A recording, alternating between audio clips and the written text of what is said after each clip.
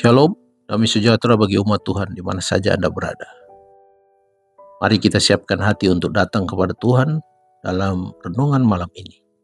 Di tengah segala aktivitas dan pergumulan hari ini, biarlah kita menemukan ketenangan dan kekuatan baru melalui firman Tuhan.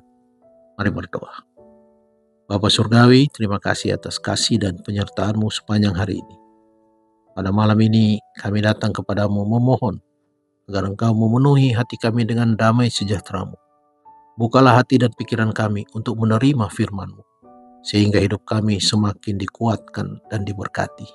Di dalam nama Tuhan Yesus Kristus kami sudah berdoa. Amin.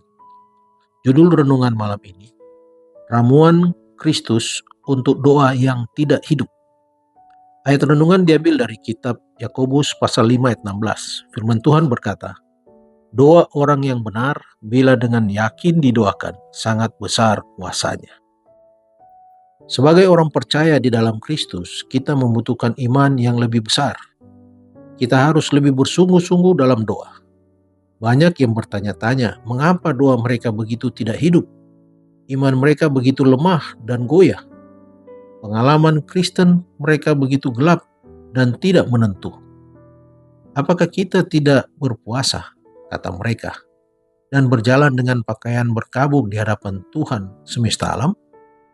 Dalam pasal 58 dari kitab Yesaya, Kristus telah memperlihatkan bagaimana kondisi hal-hal ini dapat diubah.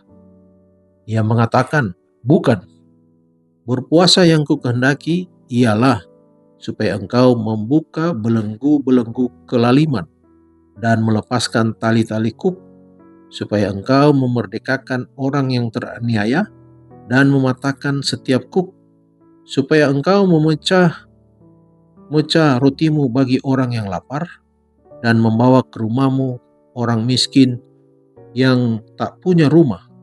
Dan apabila engkau melihat orang telanjang, supaya engkau memberi dia pakaian dan tidak menyembunyikan diri terhadap saudaramu sendiri. Ini adalah resep yang telah ditentukan oleh Kristus untuk jiwa yang takut, ragu, dan gentar. Biarkan orang-orang yang berduka, yang berjalan berduka cita di hadapan Tuhan, bangkit dan bantulah seseorang yang membutuhkan bantuan. Setiap gereja membutuhkan kekuatan kuasa dari Roh Kudus, dan sekarang adalah waktu untuk berdoa untuk itu. Tetapi dalam semua pekerjaan Tuhan, bagi kita, Dia berencana bagi kita dan bekerja sama dengannya. Untuk tujuan ini, Tuhan memanggil gereja untuk memiliki kesalehan yang lebih tinggi, rasa tanggung jawab yang lebih adil, realisasi yang lebih jelas dari kewajiban mereka kepada pencipta mereka. Dia memanggil mereka untuk menjadi orang yang murni, dikuduskan, dan pekerja. Dan pekerjaan bantuan Kristen adalah salah satu cara untuk mewujudkan hal ini, karena Roh Kudus berkomunikasi dengan semua yang melakukan pelayanan Tuhan. Semua yang ada di surga sedang menunggu rancangan setiap jiwa yang akan bekerja di dalam garis Kristus. Sewaktu para anggota gereja kita masing-masing mengambil pekerjaan yang sudah ditetapkan untuk mereka akan dikelilingi dengan atmosfer yang sama sekali berbeda. Suatu berkat dan kekuatan akan hadir dalam pekerjaan mereka. Mereka akan mengalami budaya, pikiran, dan hati yang lebih tinggi. Keegoisan yang telah mengikat jiwa mereka akan teratasi. Iman mereka akan menjadi prinsip hidup. Doa mereka akan lebih kuat. Percepatan, pengaruh pengurusan Roh Kudus akan dicurahkan ke atas mereka, dan mereka akan dibawa lebih dekat ke kerajaan surga. Juru selamat mengabaikan pangkat dan kasta, kehormatan dan kekayaan duniawi. Karakter dan ketekunan untuk tujuan adalah yang bernilai untuk Dia. Dikutip dari buku Testimonies for the Church, jilid 6 halaman 266 sampai 268. Mari berdoa.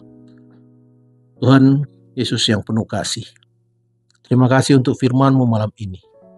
Ajarkan kami agar doa kami tetap hidup dan penuh iman di hadapan-Mu. Ketika hati kami lemah, dan doa terasa kering, biarlah kasih Kristus memulihkan dan menguatkan roh kami kembali. Kami berdoa bagi saudara-saudara yang sedang sakit. Kiranya Tuhan menjamah dan memberikan kesembuhan serta penghiburan. Dan saat kami beristirahat malam ini, sertai dan lindungi kami dengan damai sejahtera-Mu. Di dalam nama Tuhan Yesus Kristus kami sudah berdoa. Amin. Selamat malam, selamat beristirahat. Tuhan Yesus memberkati.